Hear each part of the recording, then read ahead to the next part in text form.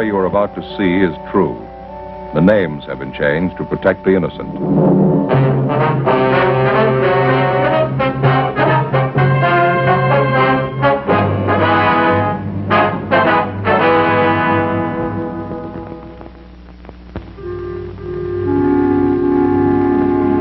This is the city. Los Angeles, California. I work here. I'm a cop.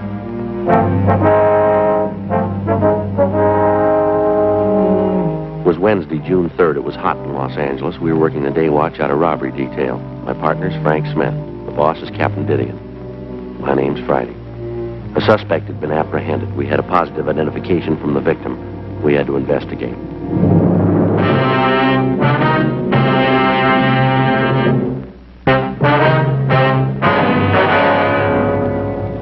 Hi, Joe. Joe. Hi. Hi.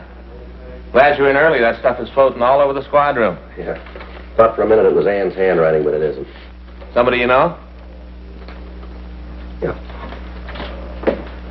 You're early. Yeah. I want to go over to Georgia Street and see the doc. What's the matter? I don't know. I couldn't sleep last night. Started getting headaches, ringing in my ears. I don't know what it is. Stay right there. What? Got it in my locker. Fix you right up. What are you talking about? The headaches get worse when you move around, huh? What? When you move around, your head feels worse? Yeah. Feels like it's going to blow up? Yeah. Glad you came to me, Joe. I know what it is. Got the stuff right here.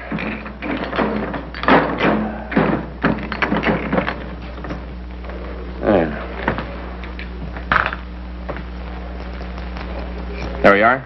Take 2 of those. Fix you right up. What is it? Salt.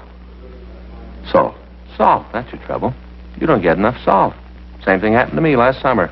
Ever since then, I keep a bottle of salt tablets right in my locker. Always ready. Take 2. Fix you right up.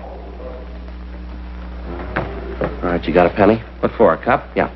That's something else, Joe. We're not going to drink that water anymore. No? Nope. Bought a whole case of this just for us. You can drink it right out of the bottle.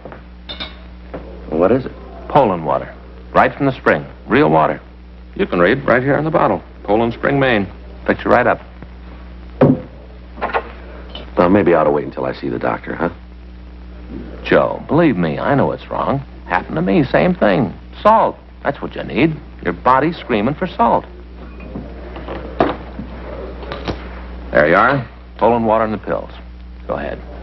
Well, now, look, Frank, I really appreciate it. Really, I do. But I think I ought to see the doctor, huh? Joe, don't you trust me? Well, yeah.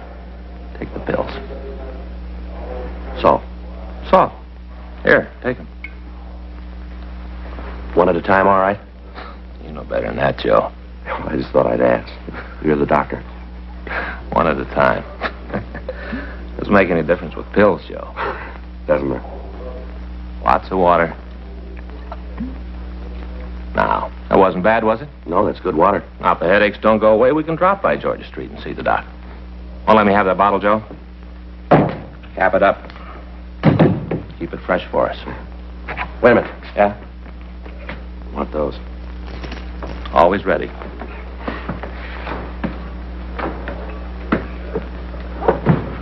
Anything doing? Yeah, I got an arrest report. Got to check the guy out. What do you got on it? Held up a grocery store at 7th and Francis. When'd they pick him up? Last night. Victim saw him on the street, called a radio car. They took him into custody and booked him. Well, we might as well go talk to him, huh? See what he's got to say. Now, look, after we get through, we can drop by the hospital if you still got the headaches. It shouldn't take too long. Yeah? Sure, guy's already confessed.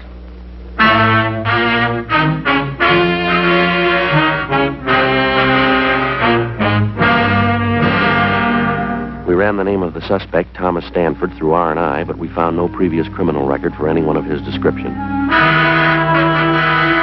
8:20 a.m. We drove over to the main jail. We went up to the 2nd floor and signed in. Stanford was brought from his cell, and Frank and I took him to one of the interview rooms. We gave him a cigarette, and he started to talk. Yeah, I did the robbery a week ago yesterday. A few things we'd like to check here on the arrest report. Sure, I'll get this over with. Told you how I did it. Nothing special. Just held up the store. Your full name is Thomas Arthur Stanford, is that right? Yeah, Thomas Arthur. My friends call me Tom. Yeah. Your home address is 1824 1/4 South Mariposa Avenue? Yeah, I live with my father. 1824 and 4th South Mariposa Avenue, LA 7. What's your father's name? Arthur. Same as my middle name. I was named after him. You employed? Not regular. What do you mean? Well, I don't have a regular job like in a factory or in a store. You see, I'm a gardener, and I work for different people. Can you give us a list of the people you work for? Sure, if you gotta have them. Just routine. Oh, yeah. I'll give them to you. You want to tell us how you committed the robbery? Yeah, I'll tell you. There isn't much to tell, though. Pretty simple. I went in and held the place up. Took the money. That's about all there is to it. Were you armed when you went into that grocery store? Yeah, I had a gun. What kind of a gun? .32 automatic. Had 8 bullets in it. Where's the gun now? Threw it away. Where? One of the ponds up in Ferndale. You mean Griffith Park, huh? Yeah, just a little up the canyon there. You want to show us where it is? Sure. All right. Now start right at the beginning. Tell us all about the robbery, exactly what you did. Why do you have to know all that? I told you I did it. We got to have it for the record. It's just routine. You guys do a lot of things just routine, don't you? Yeah, that's right. Quite a bit. Was there anybody in the store when you went in? Just the woman that owned the place. I guess she owned it. The way she carried on, you thought it was her own money I was taking. Yeah. I took out the gun and told her it was a stick-up. Said for her not to cause any trouble. What'd she say to that? That's when she got all hacked at me. Started to yell. What'd you do? I guess she figured I meant what I said when I told her to shut up. Anyway, she quieted down. Then I told her to get into the back room. They got this little back room where they keep the empty Coke and beer bottles. I told her to get in there. Did she? Yeah, she went in the room, and I locked the door from the outside. Then I went to the cash register, pushed down the no-sale button, and took the money. After that, I left the store. You didn't have the money on you when they picked you up last night. Where is it? It's gone. I spent it. Spent it all? Every last nickel of it. Had myself a ball. You remember where you spent it? Around different places. Bought myself some clothes, spent some of it in clubs. The rest of it just went, every last penny. You drive a car, Stanford? Yeah, it isn't mine, though. It belongs to my father. Big Chrysler sedan. You drive that when you held up the grocery store, did you? Yeah, I had it parked down the street on 7th. You remember the time you went in the store? Just after 12 noon. What were you doing in the neighborhood last night? You mean when they picked me up? That's right. Just looking around. Ever been arrested before? No, never been mixed up with the cops. Never been to hospital? Mental institution? Why do you ask a question like that for? Routine. Oh. Well, I was in the hospital when I was a kid. I had my tonsils taken out. Don't remember it too well, though. Long time ago. How old are you, Stanford? 25. All these questions you're asking me. I told the cops that picked me up the same things. Why do you gotta ask them again? Can't you just send me to the penitentiary and get it over with? Gotta double-check your story, Stanford. I suppose so. Just seems to me you're going to a lot of trouble you don't have to. I told you I did it. I'm not giving you any trouble. I confessed. Yeah. My father know about this yet? Yeah, he was called. Sure gonna be sore about it. Is that right? You don't know I used his car.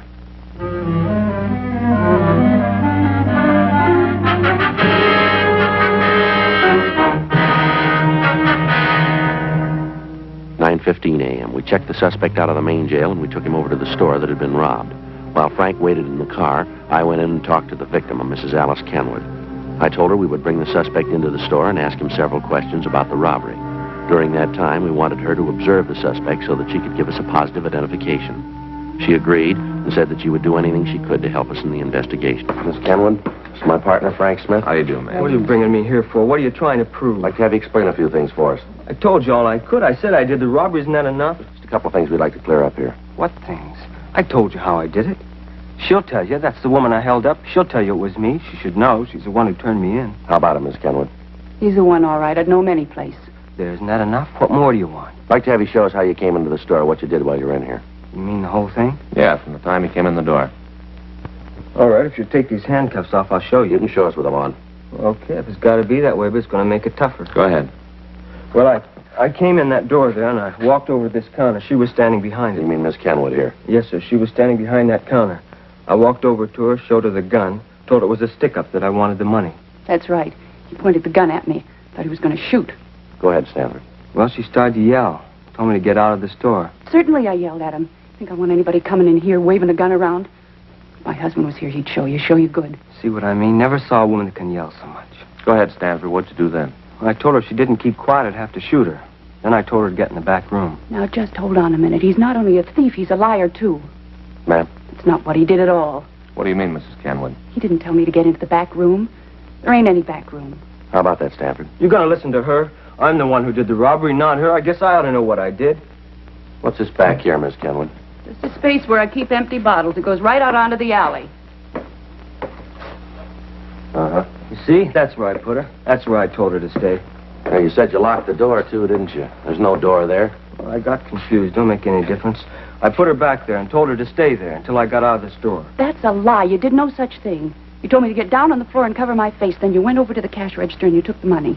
I didn't move. I didn't want to give you any trouble the way you was waving that gun around. It's a wonder you didn't try to kill me. The way you're yakking it up, I should All have right, done. that's enough. Frank, you want to take him out the car? Yeah, come on. I don't see what you got to go through all this for. I told you I did it. Nobody believes you. Miss Kenway, Yes, are you sure that's the man that held you up? I said it before. I'm positive. There isn't any doubt in my mind.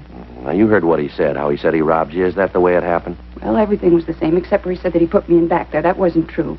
He made me lie down on the floor right there. Told me to stay still for 5 minutes, not to move. He said that if I caused any trouble, he'd come back and shoot me. Yes, ma'am. I think he's crazy. Anybody who'd have a gun and wave it around like that, it's terrible. Wish my husband was here. He'd show that snip. He's in the army, you know, my husband. Mm-hmm. Awful thing. Him overseas getting shot at and young punks like that roaming around the streets with guns threatening people. It's a terrible thing. Now, this is pretty important, ma'am. You're sure that's the man who held you up? How many times do I have to say it? I told you it was. He admits it himself. What more do you need? I don't know, ma'am. There's just something that isn't right about the whole thing. Doesn't make any difference. He's the man. There's no mistake about it. You just let me know when you want me in court. I'll be there. I want to see him get what's coming to him, every bit of it. Yes, ma'am, so do we, if he's the right man.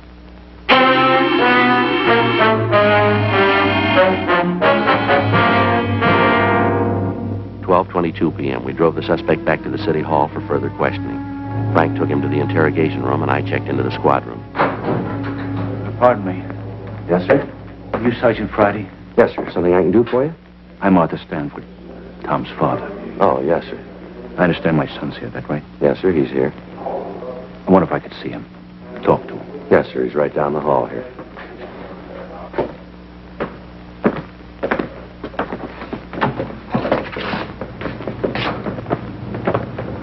Right down this way, sir. In here. I wonder if I could have a cigarette. Yes, sir, sure.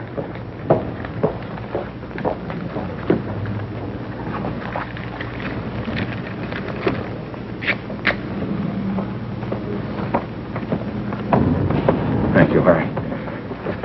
I don't know what I'm going to say to him when I see him. Wish I had some time to think. Well, you don't have to go in now if you don't want to, sir. Wouldn't do any good to put it off. Won't get any easier with time. I might as well get it over with. All right, sir.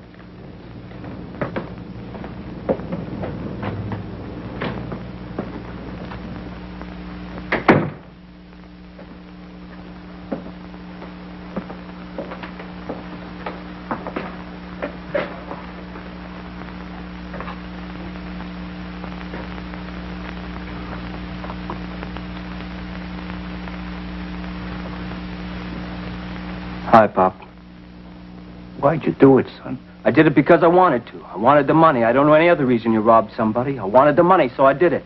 You could have come to me. I'd have tried to get the money for you. You know I'd have tried. Where'd you get it? Where'd you get that kind of money? All your life, you've been grubbing for pennies. I don't want small money. I want to be rich, and I will be. All right, take it easy, Stanford. It's all right, Mr. Friday. I understand. You've been saying you understand all my life. I'm getting sick of it. As long as I can remember, you've been telling me to get out and do something on my own. Well, I finally did it, and now you aren't happy with it. You expect me to throw my hat up in the air because you're a thief? Ah, knock it off. I'm tired of you giving me lectures all the time. Talk never stop. All right, that's enough of that, Stanford. You keep out of this, cop. This is a family matter. Don't concern you. Between my father and me. Tell me why. That's all I want. Why? Tell me so I can face the neighbors. So I can tell them you had a reason. Tell him your son's a bum. They know that already, but that's not a reason to steal. It's good enough for me. They're not going to listen to you anyway. They've already made up their minds about me. They did that a long time ago. All right, come on, Stanford, let's go. Back to jail? That's right. Sure. Nothing else left to do here. You don't understand, never did. Let's go. One thing I'd like to ask first. What's that? Gonna be in jail a long time. I have to live while you're gone. That's your worry. It always has been.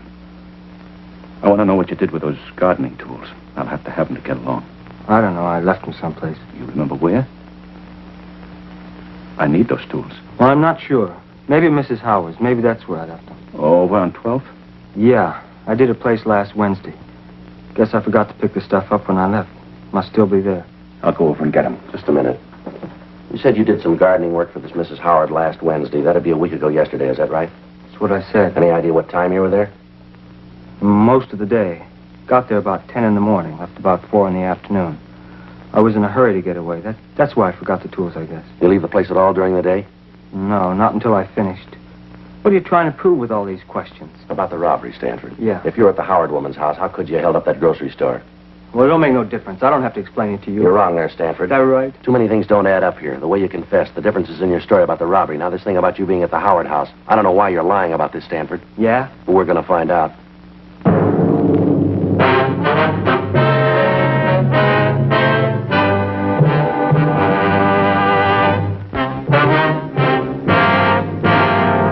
We continued to talk to the suspect, Thomas Stanford, for another hour. He refused to say anything about the conflicting aspects of his story. His father pleaded with him to tell us the truth, but other than admitting he was responsible for the grocery store robbery, he'd say nothing.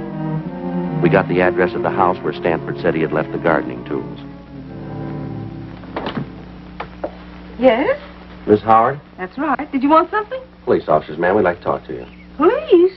What do you want to see me for? About a man who did some work for you, Thomas Stanford. Oh, yes. Come in, won't you? Thank you. Thank you, ma'am. This is my partner, Frank Smith, Miss Howard. My name's Friday. How do you do? ma'am? Just sit down there. I'm having a late lunch. Can I get you anything? No, thank you, ma'am. You sure you wouldn't like a glass of iced tea? Something like that? No, ma'am. Thanks very much. Do you mind if I go on with my lunch while we talk? I've been eating later since this daylight saving time came in. I just can't get it straight yet. I never could get it straight in time my dude's over. Yes, ma'am. Now, about this man, Stanford. Oh, Tom. Oh, yes, he's a good gardener. Oh, he does such a good job on the place. You should walk around the grounds. Oh, he does a beautiful job. Yes, ma'am. Could you tell us when he was here last? Well, I'll have to think about that. Now, let's see. It was a week ago yesterday. That's right. Last Wednesday. He comes once a week. He should have been here yesterday. I phoned his house when he didn't show up, but there was no answer. Probably forgot. He's very forgetful, you know. That right? Oh, yes. Take the last time he was here. He forgot all of his tools. He walked right off. He left them on the lawn. Had to take them all back to the garage. Right, left them right out in front of the place. Mm-hmm. I don't know that I should say it, though. What's that, Miss Howard? Well, frankly, I've never felt that Tom was real bright. He seemed a little backward. How do you mean backward? Well, when it came to thinking out things for himself, he just couldn't handle it. If you told him to do something, he'd do it. And he'd never vary from the way you told him to do it. Yes, ma'am. But ask him to figure something out, and he was just dead. Seemed like the motor was going, but he couldn't get the clutch out. Do you remember what time he was here on Wednesday? Well, now, let me see. It was about 10 o'clock in the morning. It was right after that radio program about the Friends. I'd just been listening to that when he got here. And it goes off at 10. Have you ever heard it? No, ma'am. Well, you should listen sometime. They do it in New York. It's all about friends. These people tell why they need a friend to help them out of trouble. I listen every morning. Makes me feel pretty lucky. These poor people, I certainly appreciate what I've got when I hear what they have to say. Uh-huh. Was Stanford here all day, ma'am? Yes, all day. He didn't leave until, let me see. Oh, I guess it was about 5 o'clock, somewheres in there. Right before the 5 o'clock news. Just before that he left. Yes, ma'am. Well, is it possible that Stanford could have gotten away from the yard at all between 10 and 5? No. He was here all the time. I'm sure of that. All right, ma'am. Thank you very much. But what's this all about? Is Tom in some sort of trouble? It's just a routine investigation, ma'am. I'm going to give you one of our cards, Mrs. Howard, in case you should think of anything else. Thank you. Yes, ma'am. Michigan 5211, is that right? Yes, ma'am. Just ask for Robbery Division. That's extension 2511. It's right on the card there. I see. Poor Tom, all this trouble. It's too bad. Yes, ma'am. Wish this were New York. Ma'am? Well, if it were New York, we could do something for him. Well, how's that? That program about the Friends. Yeah. Tom could sure use one.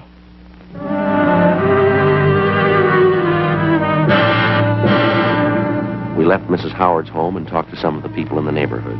They told us that the Howards were respected people in the community, and some of them verified the fact that Stanford had worked for her almost 2 years. The woman who lived directly across the street from the Howard house said that she'd talked with Stanford on the afternoon of the robbery. She said that she'd asked the suspect about the seeds that he'd used to raise the carnations that were planted along the front of the house. She went on to say that she'd been working in the front yard of her own house all afternoon, and that she'd seen the suspect throughout that time. We drove back to the grocery store and talked with the victim, Mrs. Kenwood. Under questioning, she admitted that she could have made a mistake about the identification, but she said that if she was wrong, the thief could act as a double for Tom Stanford. 10:30 p.m. We drove back to the main jail to talk to the suspect. We took him to the interview room. He was sullen and refused to answer our questions. Stanford, Yeah? I'd like to have you tell us the truth this time. I told you. It isn't my fault if you don't believe me. It isn't my fault. Now, look, Stanford, we talked with Mrs. Howard. She told us that you were working for her all day a week ago Wednesday. So? What's that prove? You admit that's true, then, huh? Sure, it's true. I was working for her. Well, then how could you have gotten to the grocery store and held it up? Stanford? I did it. I haven't got anything more to say.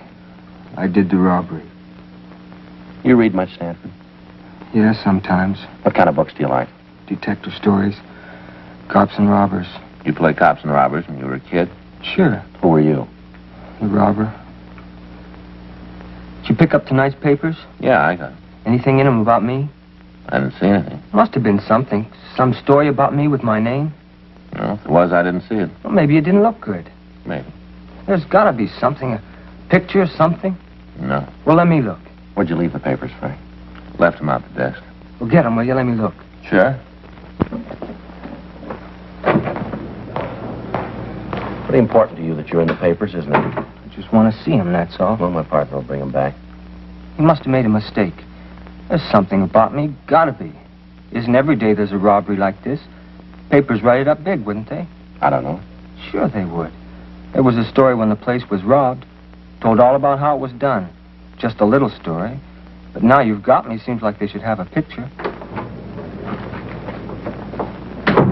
Here it is. Let's see. Nothing on the first page. The robbery happened a week ago. It's old news. Yeah, but you guys just caught me last night. Man.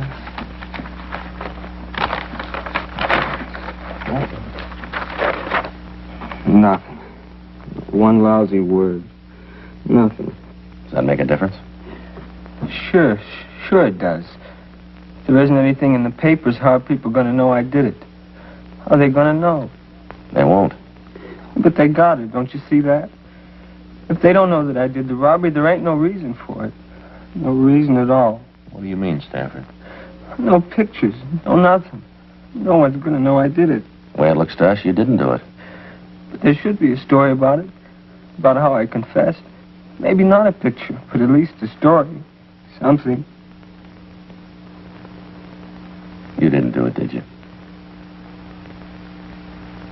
Stanford? Come on, you didn't hold up that store, did you? No. No, I didn't. I thought that I could get away with it. I thought that if I confessed, you'd put me in jail. People would look at me different. Yeah. I get tired of people saying you're dumb. They don't think you know. They don't think you know. Yeah. Dumb Tom. Poor dumb Tom. They think I'm slow. It just takes me a little while longer, that's all. Just once, I wanted to show them. You ready to go? Back to the jail? That's right. Okay. Think we could stop on the way over? What for? Other papers. Might be something in them.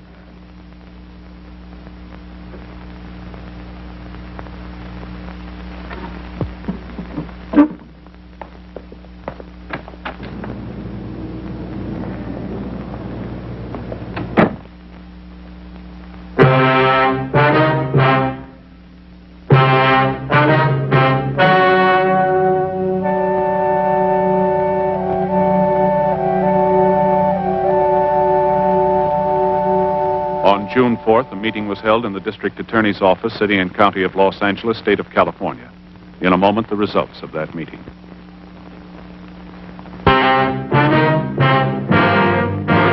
The suspect was examined by 4 psychiatrists appointed by the court and found to be mentally incompetent.